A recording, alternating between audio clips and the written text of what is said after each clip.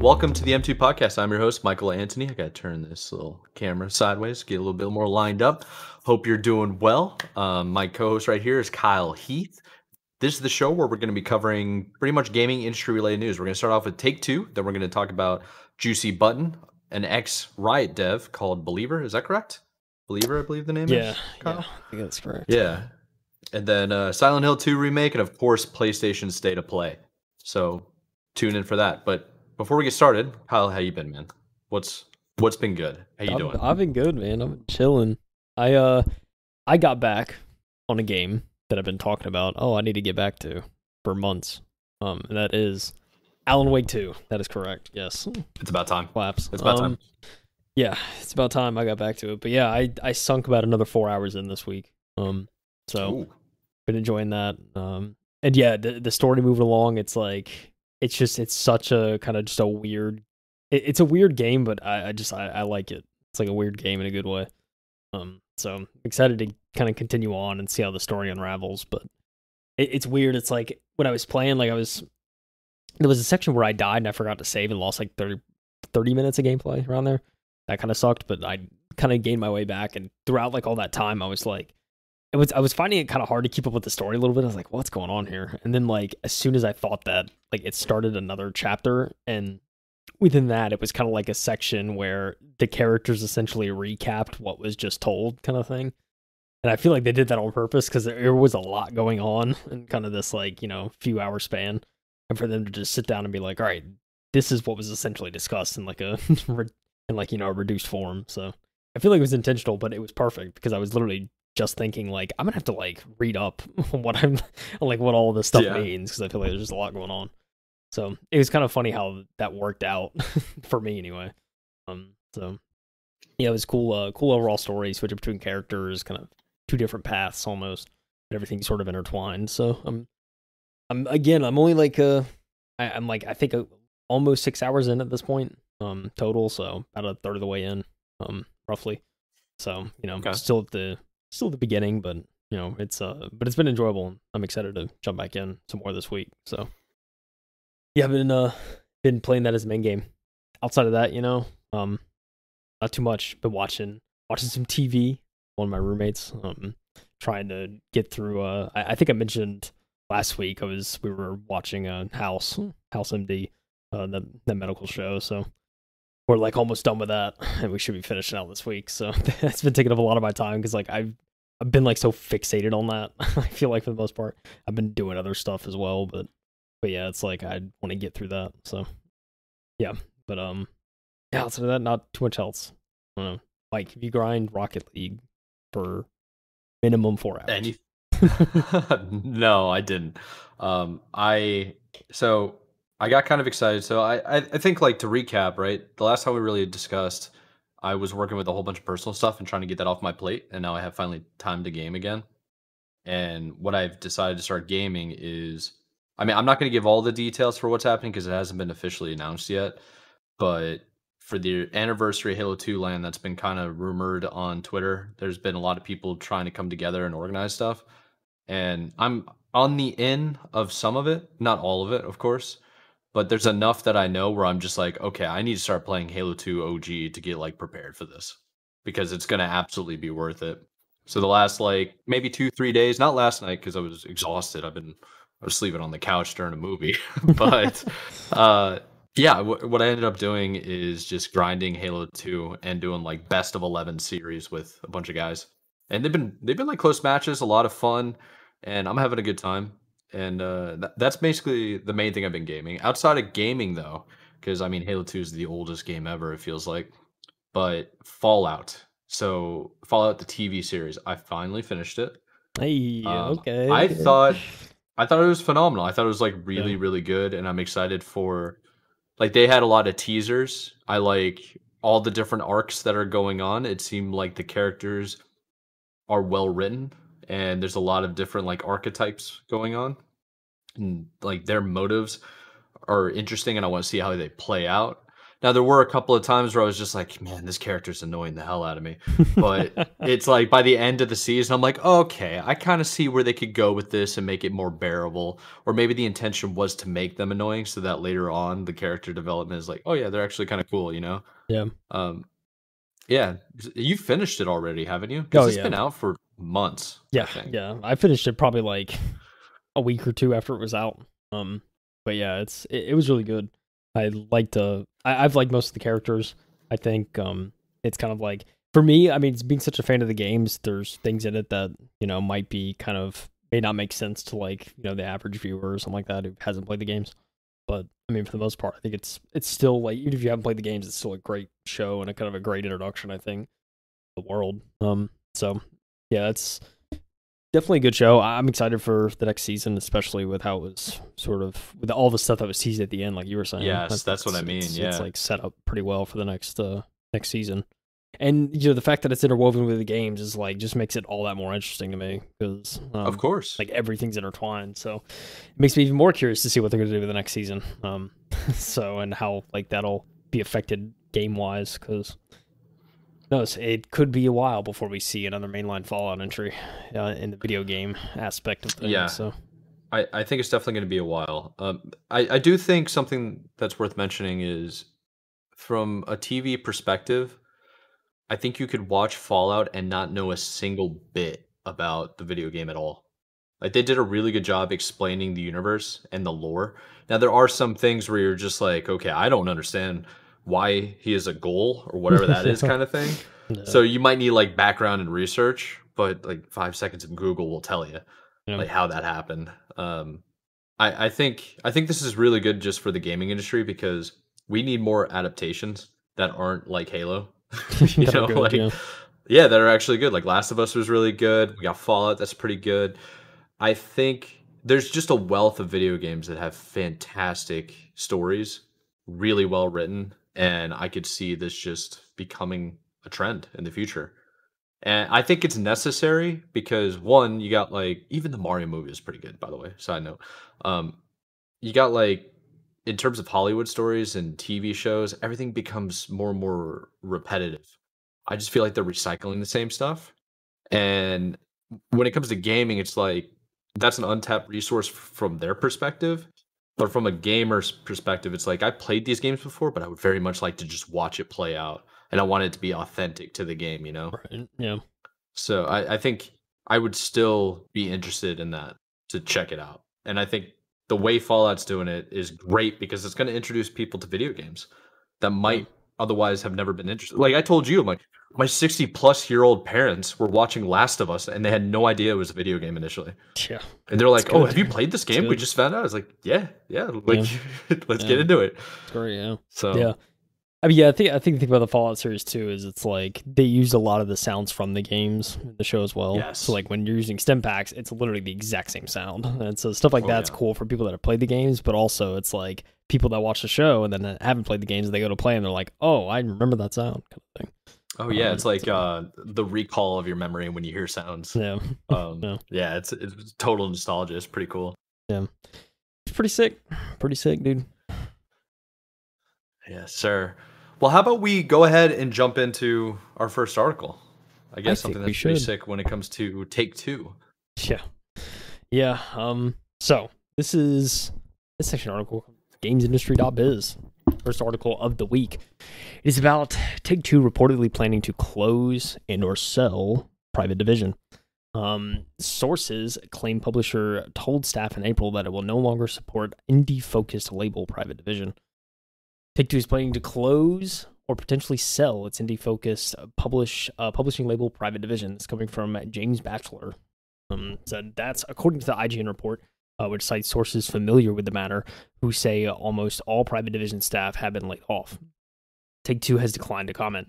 Management reportedly told employees in April that Take-Two would no longer support publishing label with only a handful of staff left to handle remaining publishing deals.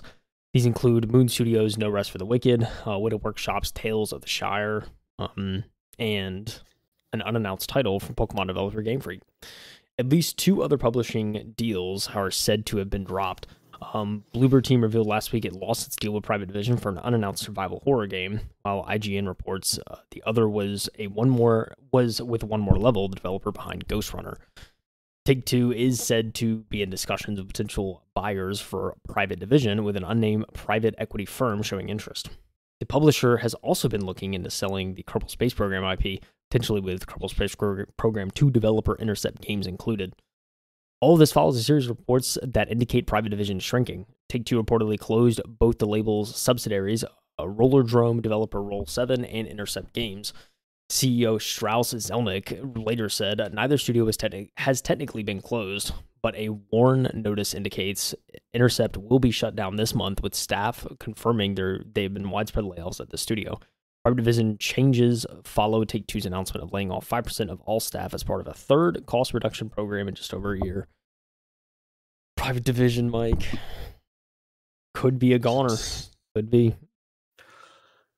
I mean, this is more of what we've seen, right? In terms of the industry, just total chaos. Yeah. It seems like everything's up for sale, everything's closing, recalibrating. Yeah, I mean, it's kind of what it seems like. It's interesting that it's kind of either they haven't like just closed it. They're like, we're gonna try and sell it. Which I think there could maybe be a redeeming quality there, but it seems like there's already been people that have been laid off, so I don't know how that would work. If people would get their jobs back, or they just have to rehire. It's kind of like weird. They just haven't closed the door. I mean, I get it. There's certainly games that need to be published, and that's a huge, it's probably the main reason why they haven't fully closed it. It's because, you have all these, you still have these games that are left to ship, so it's a lot of work to be done. Yeah. It is kind of interesting how they mentioned the WARN.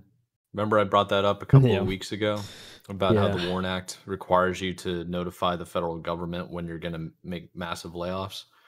So that's tough to deal with just in general. I think it's okay though for from a standpoint of letting the staff know in April, which was a couple of months ago, that this would be coming. That helps in a way. It gives them some time to try to find a new job, but it's tough, I would imagine, for developers in the industry because everybody's laying off right now. Yeah. I wonder, the one thing we haven't really heard is there a hiring freeze? I don't think we've found anything that says there's a hiring freeze, but I would imagine it's got to be slowing down, because why would you be hiring at the same time you're laying off? Yeah, I don't know. It's an interesting question. I would think not. I mean, we still hear developers and stuff still hiring and starting new studios and everything. So there's that kind of stuff. But yeah, it's really weird. A lot of these, it's like hopefully some of these people could shift off these studios and go to other ones and balance out. But yeah, it's just strange. It's very strange. Yeah. And another article talks about the Bloober team. That's if I'm not mistaken, that's the team that's working on New Silent Hill, as well as other IP. And I want to say I should have checked this beforehand, but I can't remember if Private Division was going to originally be responsible for publishing the Silent Hill 2 remake. Because if they were, that's kind of that'd be kind of awkward at this point. But it said they were working with them. But it says that they lost a deal with Private Division on an unannounced game, so I'm assuming probably Silent Hill 2. Maybe my memory doesn't serve me right there. That it is being published by someone else, but yeah, I mean, I don't know. It's an interesting thing. I remember Private Division. I another thing I should have checked beforehand is what they've actually published up until now, because there's been some games that I've played that it's like in the back of my mind I remember seeing Private Division. I feel like one of them might have been the Saints Row reboot, but I could be way off. But yeah, it's I don't know, interesting stuff. Well, let me help you out a little bit when it comes to Private Division. So they did Kerbal Space Program. These are the games that they published. Yeah. Kerbal Space Program Enhanced Edition and Kerbal Space Program 2 that just came out last year. Hades is on this list, which is pretty surprising. Hades, yeah. The Outer Worlds is actually on this. Oh, okay. Yep. It's probably Rollerdrome. Yeah, Rollerdrome, my bad. After Us, Salt Sea Chronicles. I mean, those are kind of smaller, but Penny's Big Breakaway was one of the big ones. I think that was more of a kid game. It kind of was. was like an everybody game, family game. Tales of the Shire, which is kind of interesting. Yeah. The one on here that's kind of interesting, more interesting than the others because it's on the TBA list, is No Rest for the Wicked, which is by Moon Studios. Yeah. And Moon Studios also did Ori and the Blind Forest and Will the Wisp. Yeah. And I remember that No Rest for the Wicked was along that same type of vein. Yeah. I mean, yeah. Yeah, it seems like they're keeping some, like, at least a handful of staff to still work on like publishing at least that game. I think so, yeah. Yeah, so Moon Studios, like, they should still be fine in terms of publishing. But yeah, it must have been Outer Worlds I was thinking of, or it was Private Division that like really stood out to me when I was like looking into it, because that game did pretty well. That game's phenomenal. Yeah. I'm actually really proud of that game because I introduced it. I introduced the Outer Wilds, or the Outer Worlds. Outer Wild. I think that's also another game. That's another game. I've heard really good, by the way. I haven't played it, but. Yeah. But the Outer Worlds I introduced to one of my buddies that was like never really into that type of game, and he played it all the time. Like we lived together, and I was just like, you should download this, man. I feel like this might be up your alley of like your taste and what you might like. He downloaded it, and he was playing it more than I did. Dude was putting in like, he would do like 12-hour shifts, and then he'd come home and play for 6 straight hours to go to bed at like 3 a.m. He was like fully hooked. Yeah, it's fun. It's crazy. Yeah, in terms of RPG, it's well done. I like a lot of the characters in it. I think it is a very well done game. It makes me That's what makes me excited for Avowed, and I want Avowed to come out this year. That'd be pretty sick. I'm excited to. I'm hoping in a week, Mike, maybe even next week, we could be talking about a release date for that. That'd be pretty dope. But I think we will. I definitely think we will. Yeah. So. We'll have to get into little predictions probably at some point towards the end of the episode of what we'll think, since that's coming out this week. Since we got all the Summer Games Fest stuff this weekend, so I like that idea. I mean, one of those articles I saw was like what not to expect. Yeah. I mean, and I'll obviously discuss kind of what, because I read into some of that too, of like what to expect. So we'll discuss that, I guess, towards the end. But yeah, there's definitely expectations have been set for this Game Awards have been set for the Summer Games Fest stuff. So, but let's talk about a new studio, Mike. Yeah, so this is always fun to talk about. Anytime a new studio comes on the block, it's worth mentioning. Although, like, maybe the games aren't going to be coming out anytime soon. Still just something to be excited about in this entire news feed of layoffs that's been happening the last 7 months has been brutal. But how about we get into this? So this one's coming from Game Industry Biz, same publication that we just covered earlier. But this one's coming from Sophie McAvoy. And the title of the article is New Studio Juicy Button Raises $3 million in Seed Funding Round. Cyprus-based. So Cyprus is the island just in the Mediterranean, is it not? Pretty sure. That's a good question. I have no idea. It's technically a country in the Middle East, but it is just next to Lebanon. I see. It is in the Mediterranean, so I wasn't wrong. South of Turkey. Anyway, Cyprus-based developer will use investment to support its upcoming title.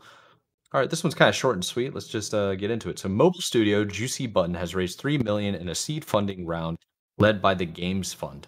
The Cyprus-based developer will use the investment to support development of its untitled 4X strategy game. Other participants in the funding round included one of the studio's co-founders, Anton Sinelnikov. Sounds like a Canes hockey player. That sounds like it sounds like a hockey player for sure.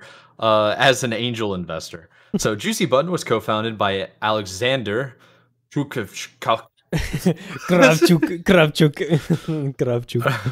That's no idea. No idea. Yeah. Creator of an MMO strategy titled Total Battle, and Anton Sinelnikov.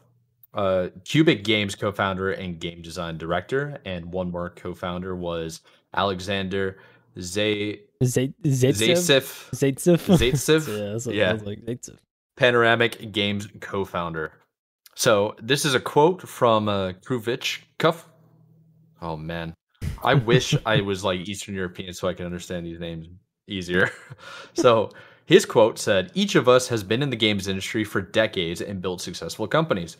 We united to allow our collective expertise and resources and poured into building the best 4X strategy game on the market." Nice.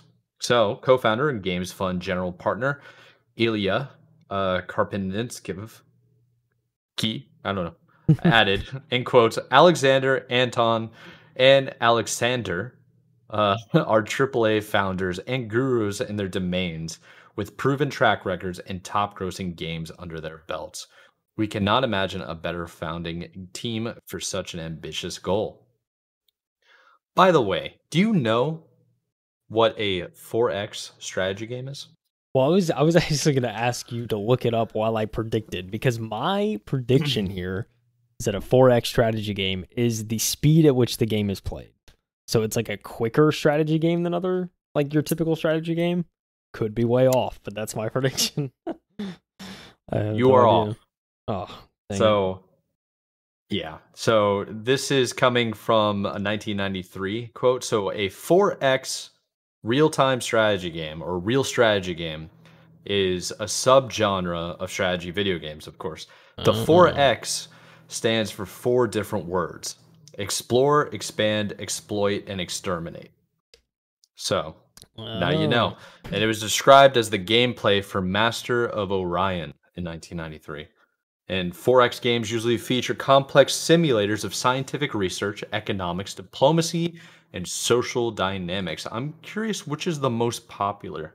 So what you're telling me is it's a civilization. Yeah, you're telling it's probably akin to Civilization. I find this is very interesting. They have games on here that I wouldn't even think would be considered a 4X. Okay. So Star Wars Battlefront 1 and 2 from 2004 and 5. Interesting. There's also Lord of the Rings: The Battle of Middle-earth 2. That's like an RTS game. I mean, that makes sense. You build up your forces like a strategy game. You like deal with your economy, and then you go battle other people. So I mean, I guess I get that. I don't know how that works with Battlefront 1 and 2 though. That's more of a FPS. I don't know. Than anything. But you also have like a first-person shooter that involves you destroying an enemy ship when you're doing space battle. So I guess that works. I don't know. I might be talking about a game that's 20 years old and not very many people know what I'm talking about. Because I don't even think you played the original Battlefront games. No, Battlefront 2, yeah, but not 1. Yeah, look, that's the thing. Civilization, Humankind is another one. It was a new strategy game that was unveiled at the Xbox Dev Showcase earlier this year. The name is leaving my mind, but yeah, it might have been it. Millennia? Yeah, I think that's it. Well, I think. Is that it? It actually just came out March 27th. I don't know if the reviews are any good, though. Maybe 5 out of 10 on IGN, 67% on Metacritic. Ooh. Yeah, it might have been. RTS I'm curious if that's the right game, but yeah, I don't know. It's very interesting. Like it's so funny. My buddy and I played Civilization Revolution. We got we were able to get to work on PC, and like we played it a couple weeks back. And it's a fun game, but it's a way more fast paced Civilization essentially, and it's like console based, so you really couldn't do a whole lot as compared to like a Civilization. And that was a lot of fun, but it's like games like that are fun. I think someday I want to try out like Civilization on PC, like download like Civ 6 because I have it on Epic Games. I think. Have you never played any of them? Like the traditional games, I don't think so, or at least I may have tried, but I only played for like 30 minutes and didn't continue. But well, it's a really good game. I think you need to be able to commit yourself to at least an hour of gameplay, though. Yeah, I think that's the way to do it. Otherwise, it's like you're not really going to be able to enjoy it. You need to do research, and I don't know. Yeah, this is my favorite thing to do with RTS is actually watch the YouTubers that are super into it. Yeah, and they do like tutorials, and they're like an hour long explaining how the game's played. I love it. Yeah, I don't even play games like that anymore. Really. What you do with your phone? The game I was thinking of, I think it's Ara History Untold. I think. Ara? A-R-A? A-R-A, yeah. I think that was the game I was thinking of that was unveiled on Xbox's. That thing that was like a 4X. And because that was this game. Yeah. This was this recently got dropped. Like how long ago was this? This was, let me see. I'm going to YouTube. That's how I know. Go to the official site. So 9 months ago it was the Untold gameplay trailer. Yeah, this is supposed to come out in fall this year, I think. Yeah, I remember seeing this, and I actually saw people. What I just said earlier about how I like watching people play RTS and like I guess this 4X strategy. I didn't even know that was a subgenre, to be honest. This 4X strategy subgenre game. This I remember watching somebody play the beta for this and it looked like a lot of fun. I don't know. For me, this isn't really my pace of game. Yeah. Just with all the stuff that I have going on, I rather plug into an FPS, have myself a nice little whiskey, and then talk a lot of trash to a bunch of people that I'm hopefully never see in person. It's fair, dude. Telling you. That's you know, some people they just like the quick game, dude. They don't want to dedicate all that time. Yeah. And I mean, you know, that's part of it too for me, I think. It's like certainly if I'm playing a game like that, I'm either watching videos or a show or listening to a podcast. Like I ain't doing just that, you know. Oh yeah. You gotta be doing something else. But I don't know. I've never tried it. I kind of hope it's something like you could just kind of throw on in the background and play while you're doing something else, kind of thing. Maybe kind of. Oh, it definitely is. Yeah. Yeah, it's 100% one of those types of games where you can just like the early stages of strategy games take a while to build up. Yeah.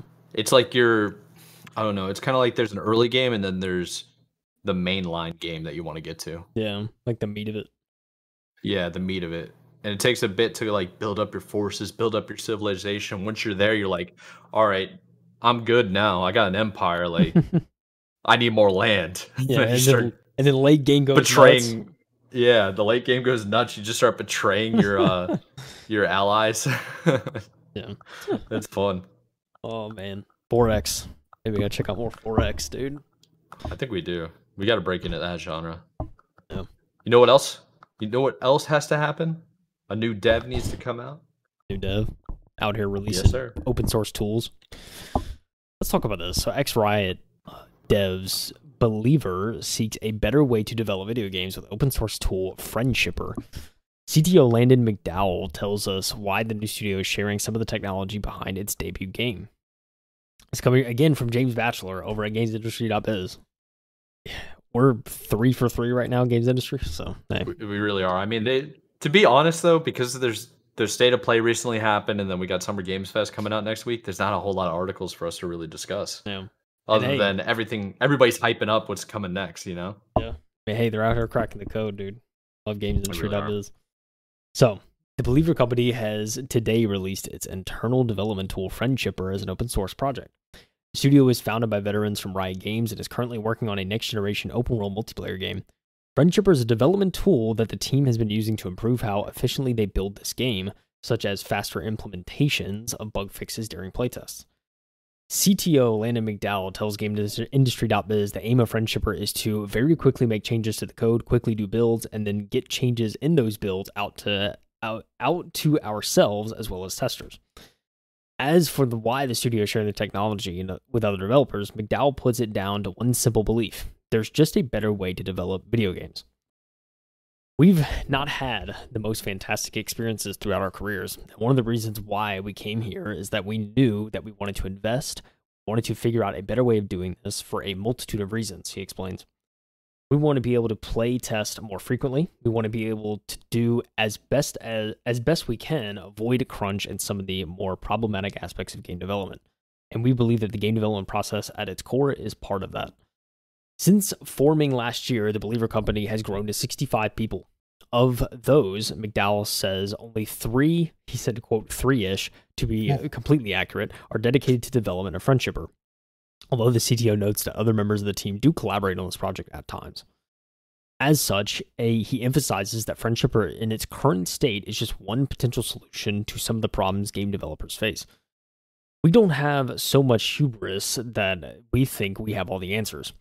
We have ideas about things we want to do differently and things we want to improve, but there's an entire industry of game developers that have similar experiences and have other ideas about ways to do that. The best thing that we can do is to take a shot at what we think are fantastic development tools that are going to solve all sorts of problems in game development. But we want to quickly share that out and start building a community around these tools and ideas so that we can learn and grow from other people's experiences in the industry. He adds that Friendshipper is also designed to help make developer development easier because the act of making games should be a joyous one. We believe that players benefit from developers having a great experience developing games. So we want to share these tools and practices and build a community around them because we feel like players as a whole will benefit from the industry adopting development methodologies and practices. Our conversation with McDowell also touched on other ways in which developers can make games faster, better, and cheaper, something that GamesIndustry.biz will explore in more depth during a GI Sprint editorial special later this month in June. Expect more from Games Industry's chat with McDowell during their sprint. They previously spoke to Believer Company's CEO Michael Chow, and Chief Product Officer Stephen Snow shortly after the new studio secured $55 million in seed funding. And they had the original article linked in the article, which you can read in the description below. Crazy how that works. Set that up for you guys, Just click on it, read it. See the links, see the articles. This thing, Mike, what do you think about we're out here shipping crazy tools that could potentially streamline processes and make things easier for other developers? What do we think, Mike? I think this is pretty good. This I'm gonna kind of go sidetracked in a way, but I want to relate it into the gaming industry. So we spoke earlier in group chat about C++ languages and stuff. Yeah. I mean, it was kind of a meme video where the guys like it shows the girl and she's like, if you want to find a girl, it's like, boys, if you want to find a girl, and then he goes, yeah, no thanks, and then he just starts coding. Programming it. Yeah. And I was telling you, I was like, from my understanding with programming, I'm sure it's the same thing with game development because that's really programming. There are so many different languages that you could use, and there's not one individual best language to use. There's just different eras of a language to use. Is that correct? I mean, you're more into that than I am. I mean, yeah. It depends on the engine. I think Unreal Engine, this may have changed. I know back in 3 and 4, I want to say it was majority C++. Could be mistaken. I want to say that was the main kind of language they used for the programming aspects of throughout the engine and whatnot. Yeah, but outside of that, I mean, if you're just working on a Roblox game, or you're working on okay, so Minecraft's all Java, right? So if you're trying to develop something in Minecraft, you're working with Java. Isn't Java gone now? That's the thing. I don't think it's as relevant as it once was. Yeah, that's what I mean. It's what I learned in college, mostly, but I don't know if it's as widely used as it once was. If anything, probably C# is king for most development stuff. Noticed, yeah. But C# is Python too, and a variation whatever. of Java, pretty much. It's very close to Java and the kind of the syntax and everything. But yeah, anyways, what I was saying is if you're building something like Roblox, or I think maybe some of the Fortnite creative stuff, if you're doing games in that, it also uses it. But there's a programming language called Lua, and I think there's maybe even GTA mods, if I'm not mistaken, that are made in Lua. Lula. I think it's Lua. I think. Oh, Lua. Lua. They said Lula. Yeah. No, Lua. Okay. Yeah, Lua. That's a very commonly used language amongst a lot, I was saying, Roblox, a lot of mods and stuff like that utilize Lua.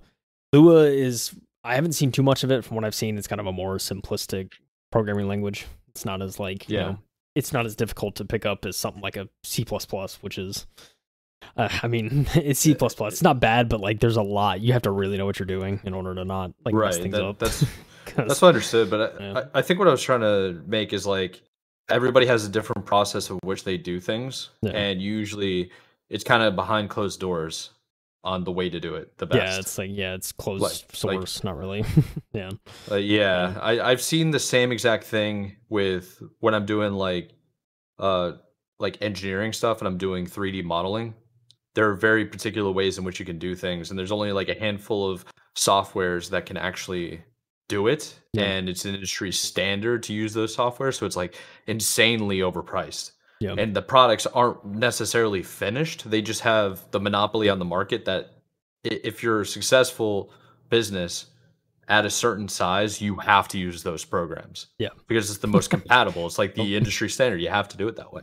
Yep. And even from there, it's I work mostly with HVAC, and they're trying to make more and more building automated systems integrated with smart clouds and tech and like cybersecurity and all this kind of stuff. So they're all like working together so that they function correctly. But if you have different manufacturers with different like software languages or like computations and brain power of the equipment, and if they don't communicate with each other effectively, nothing will work.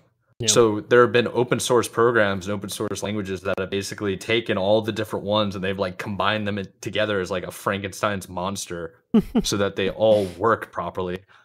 I think this reminds me what they're trying to do.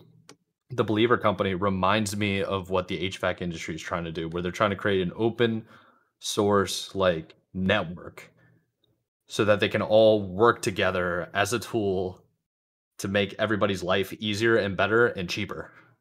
Yeah, And I think it needs to happen because this is a really new industry. Like it's like anything cloud based is very new, and video games are incredibly new. Yeah, I could see more and more of these changes coming.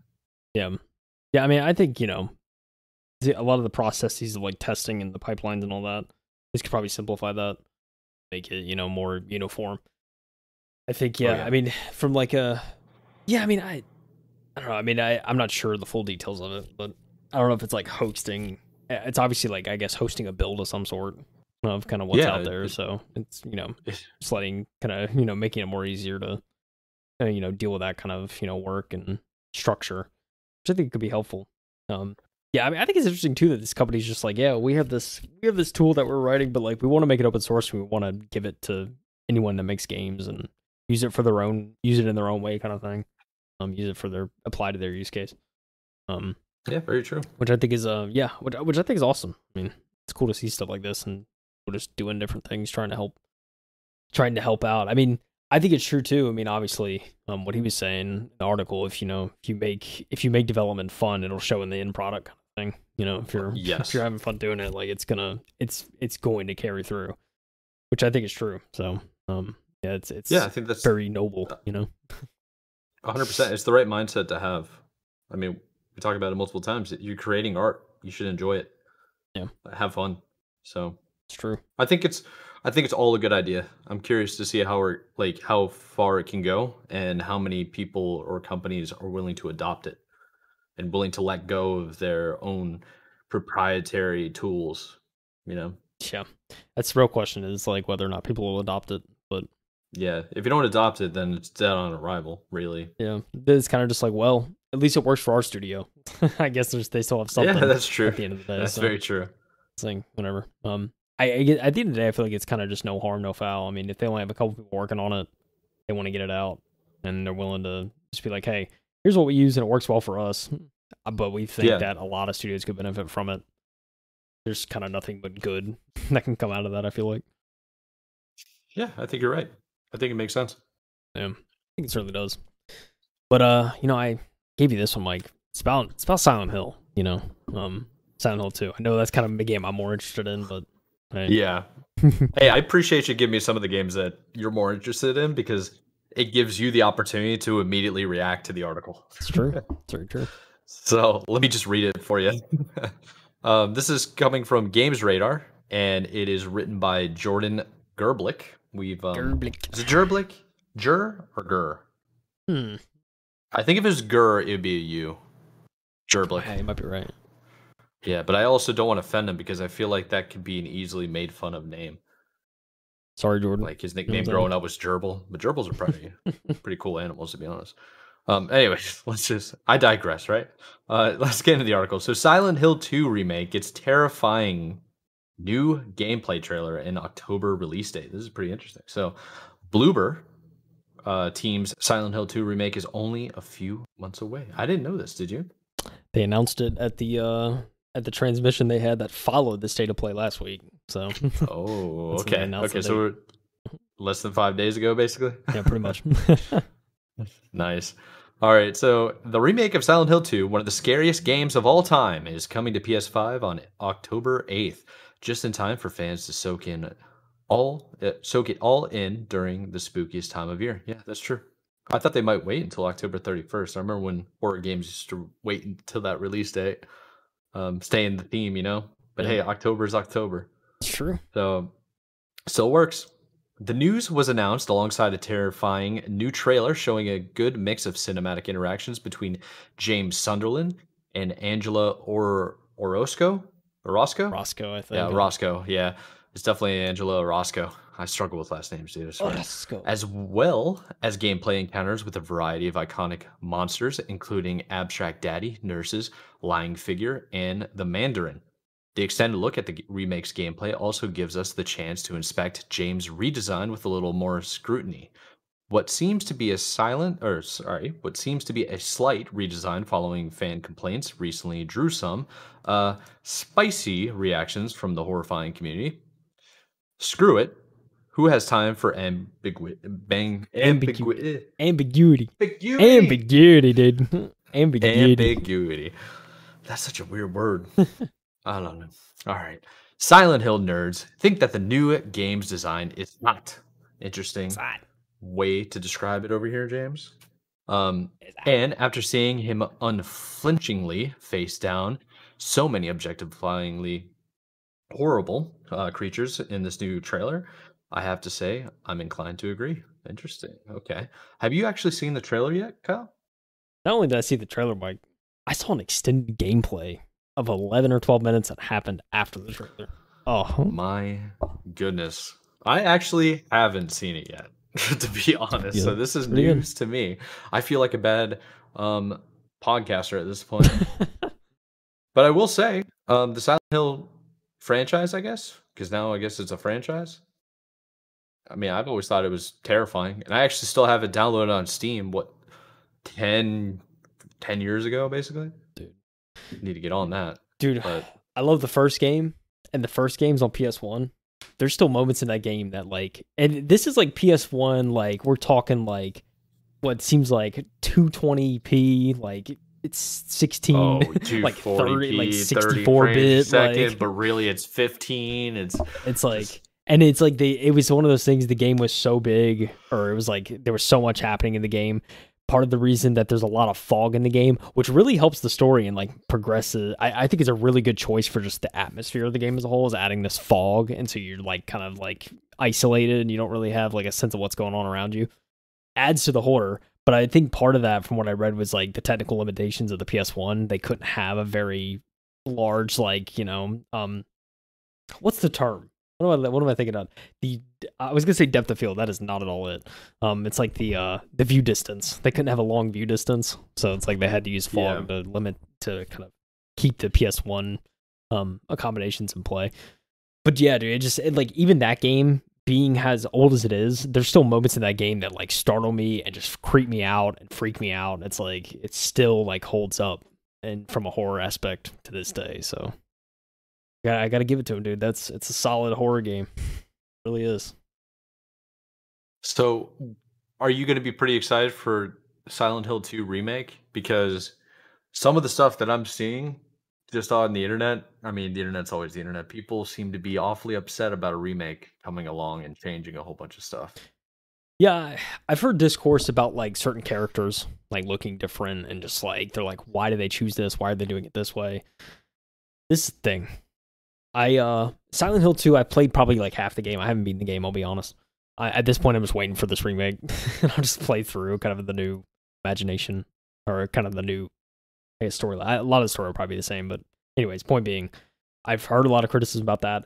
I'm personally excited about it.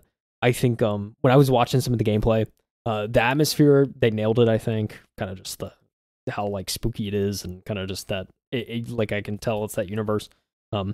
I think the only complaint I had when I was first watching it is like, you see the main character James kind of running around, and like the animations at certain aspects just look so like weird and stiff, and it's just like, maybe they'll clean that up before release, but it's like, just seeing some of the stuff, it kind of pulled me out for a second of like, why is he running like that? Like, why are his arms doing that? Like, it just seemed like kind of stiff. So I mean, that was some things I noticed.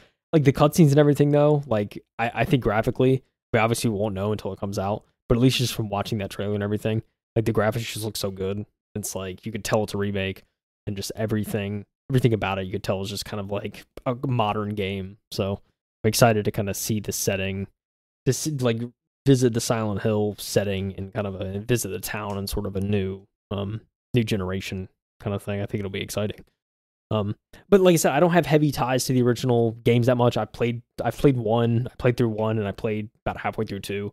And I really enjoy those games.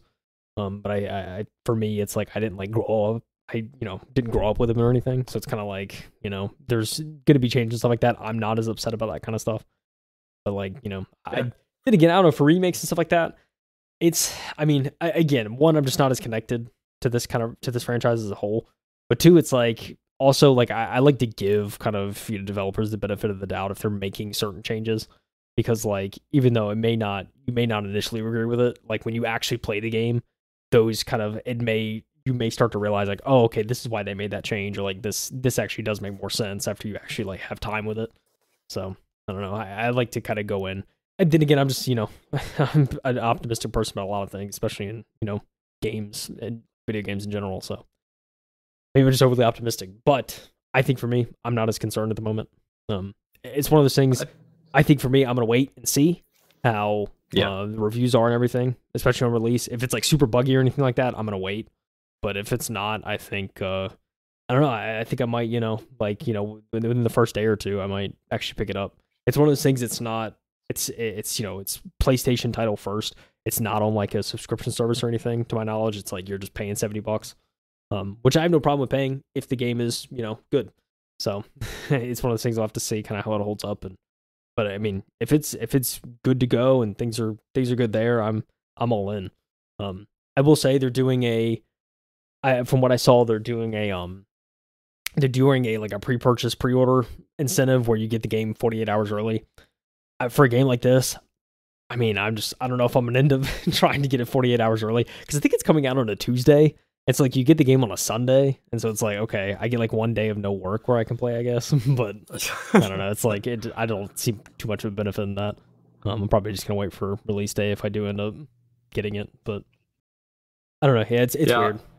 And like one more thing before I hand it over. Yeah. When they originally showed this game, it was like, this is 2022. They originally showed it into 2022. They were showing off the game and they were like, yeah, it's going to be. They originally announced it as a timed exclusive on PS5. So it's like you can only get it on PS5. It'll come out on PC a year after it comes out on PS5.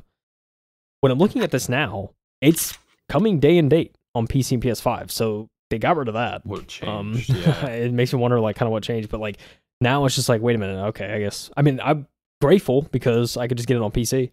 But it's like, it was just so weird. It was like they kind of announced it as that. They weren't like super vocal about it. I think it was like some subtext in the original announcement, like, oh, by the way, this is timed exclusive.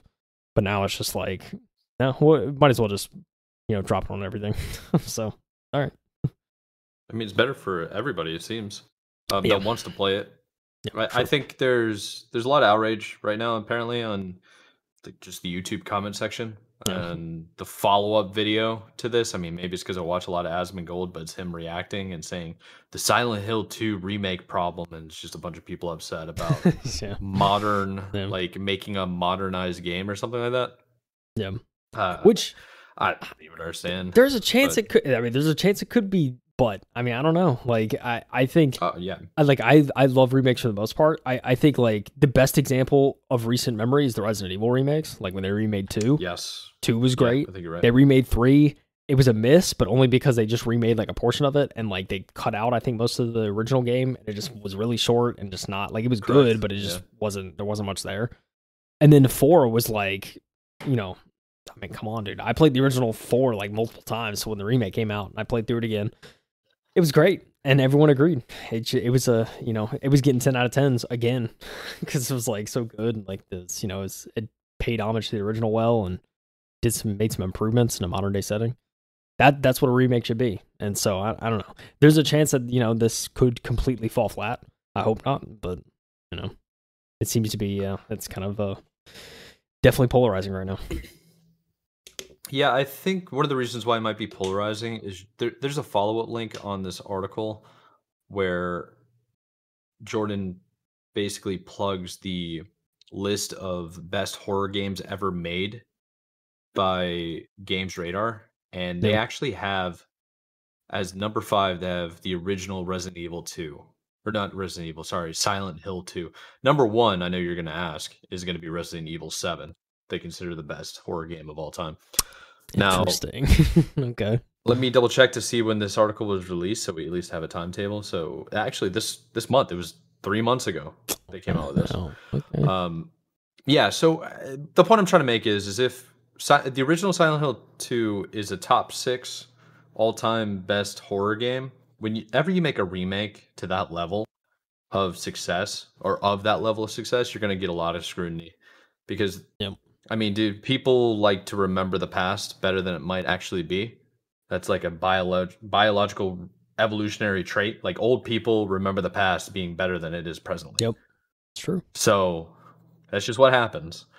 And maybe people feel that way towards Silent Hill and they don't want it to be touched, which is fine. I get it. Yeah. I was mad as hell when they did a Halo 2 anniversary because it wasn't as good as the original. None of the games are. Yeah. And it happens, but you got to be willing to take a chance and like really try. I don't know what I'm trying to say here. Like, don't let the opinions of others, of their outrage, try to dictate your experience before we're experiencing something. Yeah. You know? Yeah. It's true. Yeah, no, I mean I agree. Too. I think with the Halo 2 thing too, it's very interesting because like especially when I hear you talk about the original Halo 2 game and just all the nuance in that and what makes that game so good. And then like it's no surprise to me that the remake just wasn't as good because it's like you're taking a game that has all this like there's so many kind of subtle things about the game that just make it so good, and so it's almost impossible to recreate that and still kind of hold that, you know, that what made the original game good. So I get it. Yeah, it's not even like you said it's almost like it's impossible. No, it's like literally impossible. They don't have the original game source code anymore. The Halo 2 anniversary was a Halo 4 mod. Like that's really what it was. Everything from the Halo 2 anniversary was just Halo 4 remodeled. That's interesting. And yeah, it was pretty tough. And then they did Halo CE anniversary, and that was just a graphics update. That's all that was. And that's really what they should have done with Halo 2. But the problem is they don't have the original copy of Halo 2. Yeah. They don't have access to it. The theory is that I remember reading on the Bungie archives, they said something about like they think that the Halo 2 source code got overwritten by the Halo 3 source code. So they don't have, like you gotta remember, it's like Bungie was a ragtag team that grew exponentially, like almost overnight after the success of Halo 2. Yeah, so it'd be quick. And they built that game in like a year and a half, I think. Yeah, which is, you know, unheard of nowadays. Insane. Like Halo 1 was a year. No, Halo 1 was 9 months because they had to scrap everything. It was supposed to come out on the Mac, and then Xbox bought them, and it came out on supposed to go on the PC, and then they made it for the Xbox. And then Halo 2 was 18 months, and then Halo 3 was 36 months. You can look up the documentaries and the stuff that they were doing. They were like, you can't do this anymore. People were like sleeping underneath their desks to get deadlines done. It was crazy. Oh man, yeah, it's frowned upon now. Yeah, for sure. I mean, you need more work-life balance. But I think going back to Silent Hill 2 remake, hopefully, I mean, I was, as you were talking about your experience and what you might think, I was watching the trailer. It doesn't look terrible. It looks all right. Yeah, I mean, yeah, like you were saying, it looks wonky because of course it does. It's a remake of an old game. Yeah, it's gonna look kind of wonky, but I don't know. I hopefully it captivates the old audience and maybe inspires people to get back into horror games because I feel like they've sort of fallen off the last few years. Yeah, I don't know. And maybe I need to look more into. I'd be curious to look more into like what, you know, what the more hardcore fans are upset about. Because I think for me too, like more recently too, when I was talking about Starfield, like I love Starfield for the most part, but like after like kind of seeing a lot of the critiques and hearing a lot of the criticism, I can see where a lot of people are coming from, and like even my opinion like shifted a little bit, especially towards late game Starfield, and I can see why people may be a little frustrated. So like my opinion of Starfield's kind of changed like that. I try like ever since then, I'm trying to be more open minded about like, you know, how people kind of perceive certain things about video games and kind of just growing my knowledge into like what makes games good and like what and like, what makes these games not, do as well as people would, hope for. So it's interesting stuff. But yeah, I'm definitely gonna, I think, look more into kind of the Silent Hill 2 stuff, the commentary around it, and see what people are saying. Yeah, I think when you use the term like what makes a game good, I think there's objectively good games and there's objectively bad games, right? Yeah. It's like an objectively good game is Elden Ring. An objectively bad game is whatever the heck Gollum was. You know? It's like those are very obvious, but that like middle ground, you just need to figure out what you like, man. I think that's what it is. It's like I think Sims is a phenomenal game, but not everybody is going to be into the Sims. Yeah. And that's okay. It's like there's some people that rather play Magic the Gathering their entire life going forward and not have to worry about any other game in existence. Yeah. You know? It's true. Yeah. So it's just a matter of what do you think is good? Like yeah, I mean, it's kind of like, and like to your point, it's like the 7, 8 out of 10s, right? Like you talk about a 7 out of 10 game. It's not a bad game. It's just not a masterpiece, and it's going to apply to a specific audience. And like 7 out of 10, it could be 9 or 10 out of 10 for some people. It could be 3 out of 10 for other people. Like it's very That's the reason it's like average 7 out of 10, right? It's very much like kind of middle of the pack. And then there's the other added situation with just people like you don't know what you don't know, right? Yeah. So if you haven't experienced a whole lot of shooter games, you might not know that like Call of Duty is a very casual shooter, even at the competitive level. Yeah. Because you've never played Counter-Strike at the top level. Yeah. You know? It's like if you never played a vast variety of games, then you're very like subjective towards what you like, I think. Yeah. And you got to be open-minded at the same time. It's such a balancing act when it comes to reviews. Is really what I'm getting at. Yeah. That's the thing too. Yeah, and like one more thing before we move on. When it comes to reviews, everyone listening, you always have to remember when a website's doing a review, they are, and this is for better or for worse, they're going to give the game, depending on the game, like what genre and what type of game it is, they're going to give it to a specific person to review that enjoys that type of genre. And so it kind of makes it worse if they give it like a 3 out of 10 and it's like, oh, but the guy that reviewed it loves these kind of games. It's like, what does that tell you? Like, it's probably not a good game. You know, or if they give it to someone, like you're saying, someone that loves shooters and they give it a 10 out of 10 masterpiece, it's like, oh, okay, that might be worth checking out. Because this person knows what they're talking about. So yeah, it's something to keep in mind. Like, they're not going to give, they're not going to give an RTS to someone that is a huge fan of like puzzle games and be like, hey, we need you to review this game. Like, no, it's just not going to make sense. So yeah, no, sounds commonsensical, but that's how it is. Yeah, I think Video Game Donkey did a phenomenal job talking about game critics and the different magazines and like articles or websites that you can go to and actually get opinions or reviews of games, and what you're talking about is very true. But I think what's most important is to find a reviewer that has similar interests to you.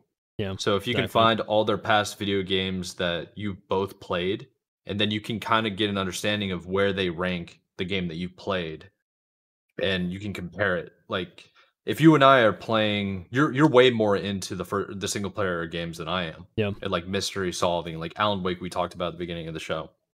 You're big into that kind of stuff. I get kind of bored easily with that. Yeah. And it's not that I'm bored with the story itself. It's just I'm bored with playing. Yeah. I'd rather watch people play it than actually play it myself. If that makes sense. But that's just how I am. I'm not gonna come to you and try to ask you what your thoughts are on the I don't know, the newest racing game, because I don't know you to play racing games. Nah. You know?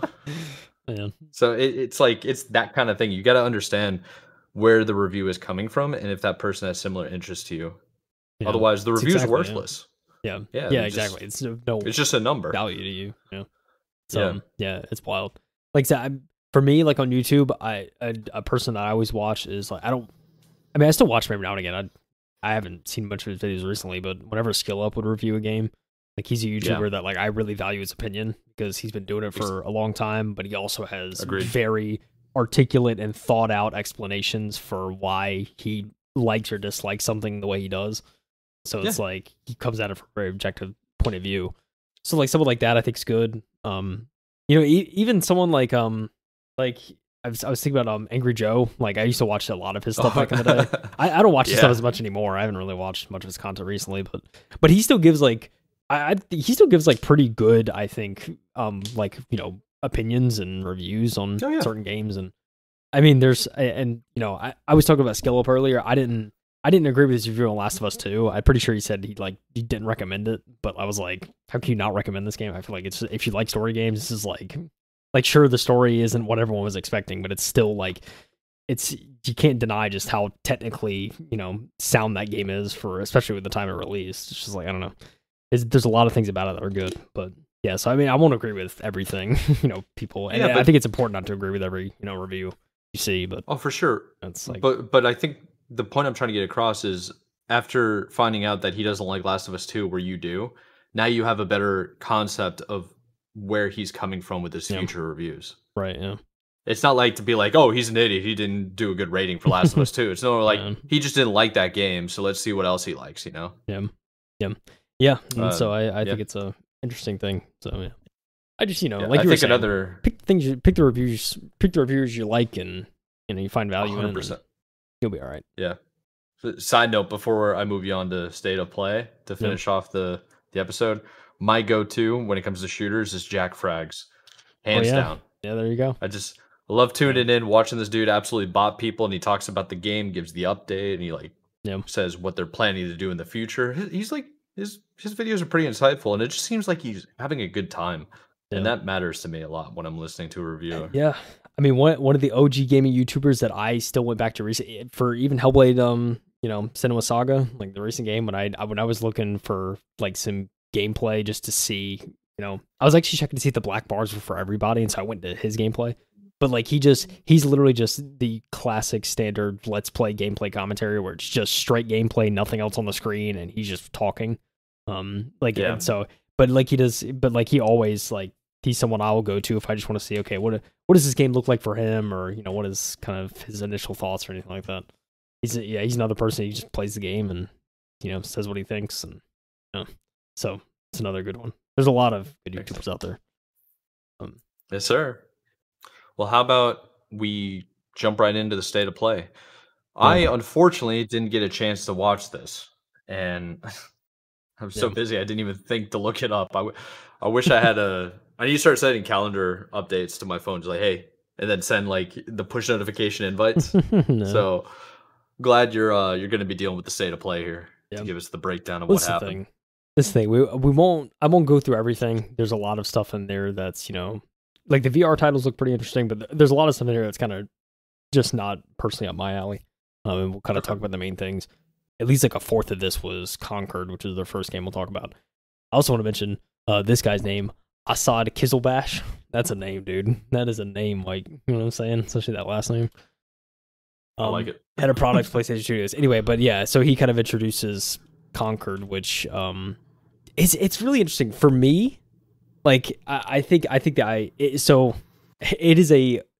a 5-player multiplayer hero shooter. So, you know, immediately when you hear that, you're probably like, oh, Overwatch. I mean, pretty much. It's like, you know, I'm sure there's maybe things that are done a little bit differently, but for the most part, it's going to be like kind of your Overwatch hero shooter, that kind of style. I don't even know if there's any gameplay in this, but they kind of set up the world and kind of, you know, you see this, like, I thought Guardians of the Galaxy when I see these weird kind of characters and they're all kind of goofy and they, you know, they have like quippy lines, and it screams like Guardians of the Galaxy for me.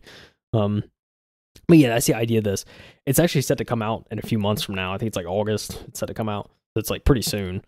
And this kind of, you know, something coming out from PlayStation that's, you know, soon. But I don't know. For me, for the most part, like, I see this and I'm not like super like excited to jump in personally. Like, I don't think and also, I don't think it's free to play.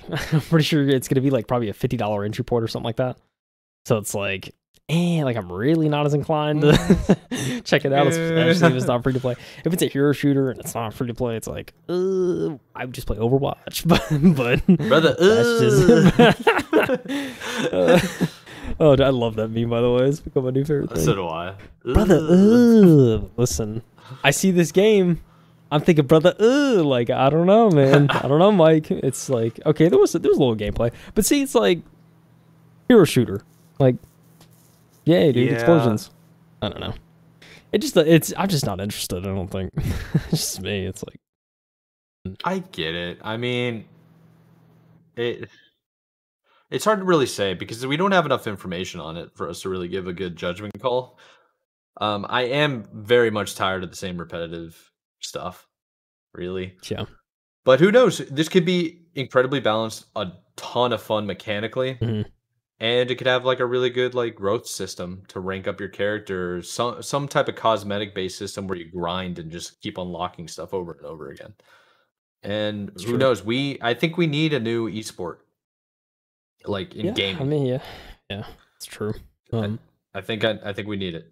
So hopefully this could be on that track, but who knows? We'll have to see. And dude, you want to be a giant robot, Mike, or do you want to be a sniper, dude? What do you want to be, dude? What's your character? Who's your go-to? Sniper, probably. Okay. Yeah. Backline. I think. Yeah. Leave me in the back, and I'll start zapping people across the map. Yeah. So this one's coming out on Windows as well, huh? I believe so. Yeah. It's look. I mean, I'm not saying it's gonna be bad by any means, because I mean, decent amount of characters. He said it's gonna be bad. I mean, look, decent amount of characters. I think there was also some like jokes and controversy because the robot or whatever. Yeah, so they have pronouns for the heroes, and the robot I think had he. I don't know if it was he, him, or I don't know. There's people that, like talking about like why does a robot have pronouns? That was like a joke going around. I don't know. I won't comment on that, but I will say it's I mean there's a decent amount of characters to choose from. It's going to be it's August 23rd. It's probably not gonna be free. May need a PlayStation account to hook up to it. I don't know how people feel about that. This is the thing. This is the thing, Mike. All these games that are PS5, PC, coming out on both platforms, they're all requiring PlayStation accounts. Want to know what also requires a PlayStation account? The next game they talked about, which was God of War Ragnarok coming to PC. Like, it's like, brother, I don't know, dude. You know, just when I said, remember when I said this? When PlayStation announced that they're going to bring everything over to PC, and I said that they're late to the game, especially with cloud gaming, and Xbox is too far ahead now. So what they do, it's like, okay, we're going to try to catch up. Let's just like, what's the meme where like the cartoon, he's biking and then he grabs a stick and puts it in his spokes, his own spokes to flip himself over? That's what PlayStation is doing, man. It's like you're trying to catch up to Xbox and their cloud gaming and everything being on Game Pass. And then you're requiring people to have and pay for a PlayStation account. It's like, brother. It's like, you move that to PC, I will find it illegally. I can't. I don't have to do this. I will pirate ARG. Yeah. If you set up enough obstacles, that's what's going to happen. But hear me out. If you release it for like $40-$50, I'll probably buy it on Steam. And I'll move on with my life. You know? I mean, and you still get paid. Yeah, it's funny. I was actually like seeing like clips and stuff of the articles that like I think like Gabe Newell posted about it. Like piracy's not a problem with. I think he said like piracy's not a problem with price, but with service kind of thing. So like if the service is trashed, then like people are going to be more inclined to just go on the deep blue sea and try and find your game. I think most people at this point in time will be okay with the majority of good single player games. Emphasis on good. If they're $60 or less. Yeah. I think that's perfectly acceptable. But if you make it like really challenging to play your game, it's like I'm not gonna pay it. That's just how it's gonna go. Yeah. I'll find other ways. I'll go ask my friends login or to make it work. Yeah. Look, dude, God of War Ragnarok. Still haven't played it, and I want to play it. Maybe this is the opportunity, Mike. Maybe this is it for me. September 19th. Maybe. Comes out. See, this is the thing too, though. It's like the thing about the PlayStation account thing. It's not even so much like there's obviously no price behind it. Like you can create a free PlayStation account, sure. But a lot of the things that happened with, and the reason people were like so mad about it on Helldivers and like these other games is that it's just like PlayStation accounts are only, there's a lot of regions that still you can't have a PlayStation account in because it's just not set up in the region yet. So it's like you alienate a lot of people. Because a lot of people don't know that either. Yeah, that's the thing. And so that's the main issue with it. It's just like, there's no online service. Like, why am I signing into a PlayStation account on a single player game? Like, why? But clown activity. It's just absolute clown activity. It's not great, dude. Listen, I blame EA. This all happened with EA 15, 20 years ago when they created their own EA servers, and you had to create your own EA account to log in. Remember, they had freaking 3 different game launchers at once on the PC. It's ridiculous. It's ridiculous. Anyways, are you going to play I don't know, Dynasty Warriors? Look, I don't know this game. No, this is Infinity Nikki. Yeah, I don't know this game. He plays a cat. I think it's a cat. There you go. Infinity? I'm mixing it up. Yeah, it is. No, it is.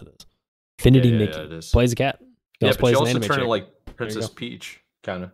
Yeah, it's like it's an anime game. Like, what could we say? You know. Hey, more and more games are coming out for everybody. Unfortunately, that game is not for me. Yeah, this next one, though, I'm interested in. It just looks cool. Like Ballad of Antara. Yeah, dude. It's a samurai game. I'm gonna be honest. I don't even know. I don't know if I watched this part. So it just looks gorgeous. Yeah, combat looks sick. Yeah, it's probably another one of those Dark Soul games that everybody talks about. Souls-likes. These Souls-likes, Mike. Yeah. Works all over the place. Dude. You make Elden Ring and you prove that it's still a good formula, and then everyone else comes out of the woodwork. Dude, that's what's annoying, I think, more than anything. Just, it happens in TV shows, movies, music. Anytime somebody innovates and it pops off, everybody else does it for the next like 2 or 3 years. Dark Souls is good. Everyone's carping Dark Souls. Bloodborne's good. Yep. It's never getting released on anything but PS4, and everyone's still mad about it. 100%. It's wild out here. Won't be a knight in VR? Play this game. Or a proper medieval warrior with a dagger and a giant. Is this giant? This is Skydance's Behemoth. Okay, yeah, I clicked on the wrong one. I'm trying to keep up with you on my separate monitor. Yeah, I've seen this one actually before. Yeah. A lot of these different VR games are pretty similar. I think these are really cool. They go viral on TikTok and YouTube Shorts all the time. Yeah. People just going ham. Yeah, dude, the funniest one is that VR game with like the skull, and it's like the talking skull. I've seen so many clips of that on TikTok, but it's funny. Like, that game is hilarious. I laugh every time I see him. It's like, don't you dare put me in the pot. He's like about to like dunk him in the cauldron. Oh, so good. Oh man, that's good stuff. Alien Rogue Incursion. You want a VR Alien game, Mike? Yeah, actually. There you go. Actually, I do. I love the Alien franchise so much. It's pretty creepy. All that. Yeah, like Isolation was so good. A VR version of something like that could go crazy. Yes, sir. I think I would like to play it. I just don't have a VR setup. Yeah, that's not in the cards for me, at least for another year or two. Especially not PlayStation VR. Like, kind of all this. I don't know. Oh, Marvel Rivals. Yeah, basically Overwatch with Marvel characters. Yeah, at first it kind of looked like a mobile game. Like, is this on mobile at some point? Like, I don't know. It's Marvel Fighters. There you go. Play Spider-Man. I think it looks pretty cool, but I mean, it reminds me so much of Overwatch that I'm just not interested. It is, yeah, it is very much Overwatchy. That's what I'm saying, dude. Concord, this. A lot of Overwatch stuff, Mike. Good formula. Again, get a good formula, Mike. Start pumping them out. Just tick, tick, tick, tick. It's crazy. Oh, man. Where winds this meet? Game. Oh. Dude. We saw the trailer for this maybe 9 months ago. Sometime there was a state of play, I think, in November, and they showed this off. Oh, beautiful. And ever since, it's been looking good. The cinematic that they had looked phenomenal. Yeah. Souls-like game, of course, but it's like Imperial Japan. It reminds me of Crouching Tiger, Hidden Dragon with some of the moves that they're doing with the bamboo, in the forest. It looks cool. You'll see what I'm talking about in like a few seconds here. Yeah, this scene. Oh shoot! Look at that. You ever watch Crouching Tiger, Hidden Dragon? I've not. Bro, do you even watch martial arts movies? Come on, dude. I mean, not really. I'll be honest. I saw Fight Club. That's probably the closest thing I saw. That's not martial arts, bro. No, that's what I'm saying. That's the joke. This guy, I can't. I just simply can't. Remember Until Dawn? Well, guess what? It's coming to PS5 and PC, I think. I don't know. Do you remember Until Dawn, Mike? This game came out on PS4. like almost a decade ago now. It was a while ago.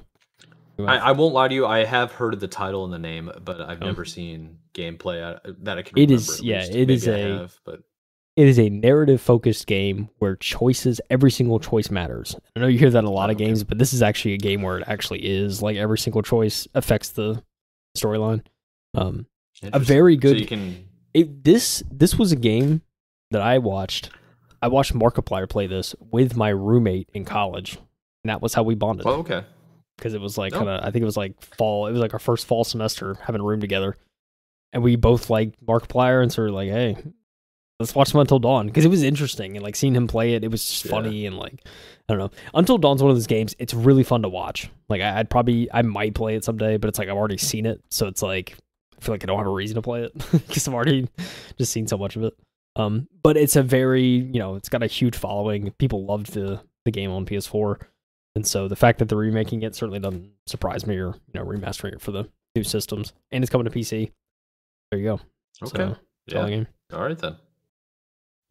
Very good. Nice little narrative to game. Grinding Gear Games. Path of Exile 2, baby. Coming.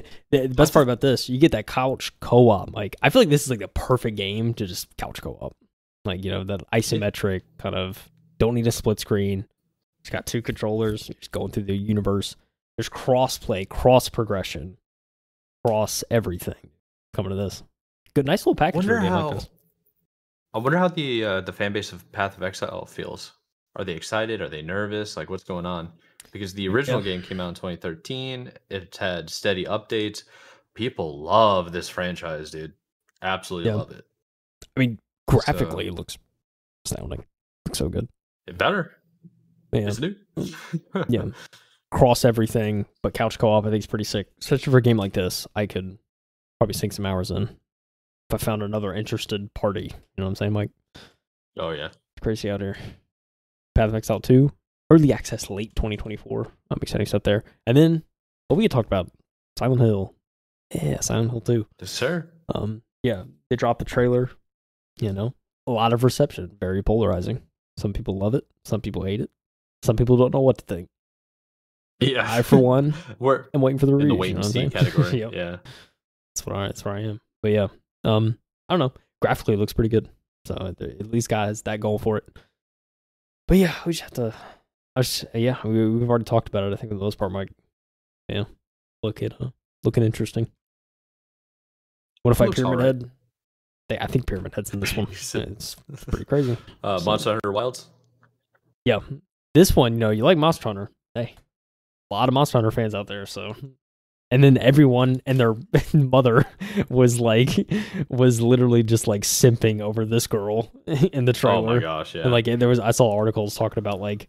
There was so many people simping over this. Like Steam had put like dating sim as one of the categories because like so many people were just going nuts for this chick, and it was like I don't know, it got wild apparently just because everyone was like, "Yo, I like this chick." Like, yeah, so yeah, pretty funny stuff. But yeah, other than that, Monster Hunter, it's another Monster Hunter game, and there's a lot of people that love that Monster Hunter world. So there you go, dude. Be ready. This could go crazy if you're into Monster Hunter. Yeah. There's not really much to add there, to be honest. Yeah. It just if you like hunting monsters, dude, monsters. There it is, dude. Yeah. That's what it is, dude. There it is. I mean, it looks intense. Remember Astro Bot?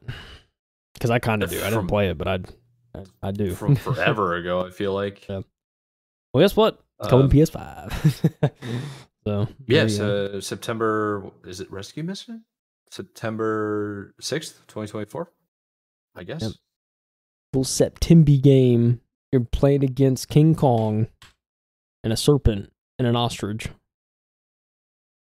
If no one's actually seen Astro Bot, they're just gonna hear me say that and be like, "What is this game? You're fighting all these giant like animals." But look, yeah, it's really hard to describe what this game is, just in general. Very hard. Listen. I like to think of Astro Bot as one of those just old school titles, as the old school like bosses and missions, and I don't know, it's just something not arcadey but classic. Yeah. Reminds me of the N64 days or PS2 days, or you're a bot in the Astro realm. What else is there Yeah, to say, Mike? What I'm saying? it's gonna be a lot of fun for a lot of people. I think this is gonna be a great family game For because you sure. just have so many different people. They had the Iron Giant briefly in there. They got Genie. It's like there's so much stuff. It looks pretty cool. Yeah. For sure, for sure.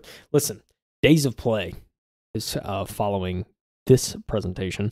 It's ongoing right now. It's from May 29th to June 12th. So yeah, I'm gonna play some games. There's gonna be more announcements over Summer Games Fest. It's gonna be, exciting week, I think. But yeah, this is the thing. This is the thing, Mike. Before we kind of sign off, Summer Games Fest, that main showcase is upcoming. It'll be tonight if you're watching this on Friday. It's pretty crazy to think about. If you're watching this the day we release it. And then Yeah, Sunday, that's true. Xbox showcase, 1 p.m. Eastern. Any bold predictions on your side, Mike, what we could see, what we might see? Because this is the thing. Jeff Keighley has been outspoken about Summer Games Fest kind of expectations. Couple of points I saw, there's not going to be a pretty much everything in the showcase. He's saying there's not going to be any titles that are going to be announced or anything that's like long in the future, like no 2026, 2027 stuff. Most of the stuff they'll be talking about is going to be relatively soon in the next, year and a half. So there's that. There's not going to be a huge one more thing, anything like that in this. Like, so they didn't want people expecting like some huge announcement. So they're taming expectations. I think they said it was going to be, I say it was a little under 2 hours, something like that, maybe a little bit less. It's, not going to be anything groundbreaking or nuts or anything like that. It makes me hard to think of what they'll show at the Summer Games Fest showcase. Like at the Xbox showcase, I'm sure we're going to see some Gears of War stuff. There's been talks about a Gears of War kind of, remake or something like that for a while.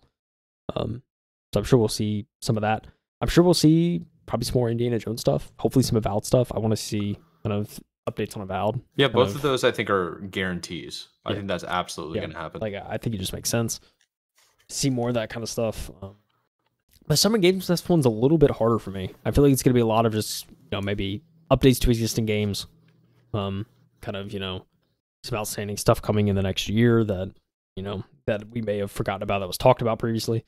And now it's kind of just a reminder kind of show, I feel like, for a lot of that stuff. Oh, it's definitely going to be, there's definitely going to be some reminders. I think we're going to get news on the next not Gears of War, the next Call of Duty. Yeah. The situation with whether or not Call of Duty is going to be Game Pass or not. Yeah. Which is going to matter in terms of Sony PlayStation. Yeah. I think that's a guarantee. I think there's going to be maybe one or two brief teasers for any Activision Blizzard game after Xbox announced their purchase of it.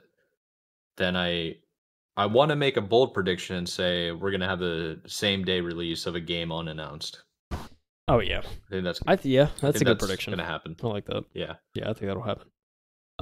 Yeah, it'll be interesting. I mean, Call of Duty obviously there's gonna be more info on that. Gotten a few trailers beforehand, kind of teasing it, and which have been actually like pretty good trailers for the most part. I think of like setting up the scene and kind of just like it seems very Black Ops like. So see what they end up cooking on that aspect. But I think for the most part, it's going to be, like, I'm not super hyped up about the Summer Games Fest stuff. I'm, of course, still going to watch it and still kind of see, see what they do, talk about it. It's always fun to just see kind of upcoming games in some capacity. I'm always going to enjoy those showcases. So, yeah, I'm definitely going to be checking that out. Xbox One, I'm definitely more excited to see, just to see kind of, how a lot of the upcoming titles are and how they sort of are responding to the blowback of the last month and a half of, closing studios and resizing and all that. It'll be interesting to see kind of how they handle that. And I think this presentation will be indicative of how the near future at least will be. So excited to see some of that for sure. But yeah, we'll see. It's hard for me to predict about like things we might see at the Summer Games Fest stuff. If I really like sat and thought about it for a while, I probably could, be like, oh yeah, there's this and that. But yeah, I don't know. I'm just excited to see some games. Yeah, I think that's the right mindset to have. And I will absolutely have it in the calendar this time with push notifications to let me know, hey, it's live. tune in. So I'll definitely be way more prepared. Do we want to sit down at some point and do a react video to it, or just? Yeah, I mean, we certainly can. We- It's all about your schedule, really. Yeah, it's we'll true. We'll I got a discuss lot that of and crap see what going on, you're unfortunately. see what you're up to. But yeah, I'm always down. Okay, well, I think we'll just leave it at that for now, and just wait and see how it all plays out. Yeah, dude. Yeah, dude. Yes, sir. Well, I guess now is a good time to just wrap up. We kind of went for like an hour and 25 minutes now, so Cool. I wasn't exactly. I thought we were making good time until we got to Silent Hill 2 remake. Yeah. Yeah, it's okay though. But the same thing that we always do. If you made it this far, we absolutely appreciate you for listening and subscribing, following, all that kind of thing. But if you want to check out the articles yourself as the listener, check the description of wherever you're listening or watching. We have links there that will take you to the articles where you can show appreciation to the people that wrote them. And yeah, I guess that's really it. There's also social media links down there and Discord, all the other stuff. The Discord's been kind of dead lately. We only really use it for voice chat. Yeah, pretty much. After the Canes lost, it was like, ugh. It's just brother, I don't want to talking, brother. Yes, sir. But hey, man, we started recording early today, and I haven't eaten dinner, so let's let the people go. Let's get some food in our bellies, watch some sports later tonight, and chill. Work for you, Kyle? Works Got for anything me. to add, or should I just close it out? Nah, dude, check out some video games this weekend. There's presentations. It only happens once a year. Might as well watch. That's true. You know, That's might as very well true. embrace it, even though it may not Get be inspired. the hypest. Because they usually alright? do the they usually do the indie segment every now and then too. So Yeah. you can there's get inspired by I mean, new indie games. you can expect some indies, especially the Summer Games Fest thing, without a doubt. So yeah, exciting stuff. 100%. Wait, they usually do like an indie showcase before or after. I can't remember which one. But they always Yeah, have you know. something for the indies. We'll probably see some, Yeah. advertisements for Samsung TVs and Xbox and I don't know. Toshiba or like Yeah. a Sony. I mean, Yeah, that was insane, Jeff, actually. he's got to pay for these showcases, so That's seen a some. fact. We've Well, seen we some need, ads. we need that Sony one though, dude. Yeah, dude, Please, Sony TV. Sony Dude, TV. where is it, dude? With the PS5 inside of it, bro. I mean, That's look. all we need. PS5 Pro is on the way. Be a perfect time to add a PS5 to a television. It would be absolutely phenomenal, dude. All right. Let's let the people go. We appreciate you guys for tuning in. This has been the M2 Podcast. I'm your host, MadMikeWillEatU. My co-host right here is KyleHeath. And we want you to keep gaming. Have a good time. And we'll see you next week for the Summer Games Fest recap. So, Keep gaming. Watch Summer Games Fest. keep aiming. See you later.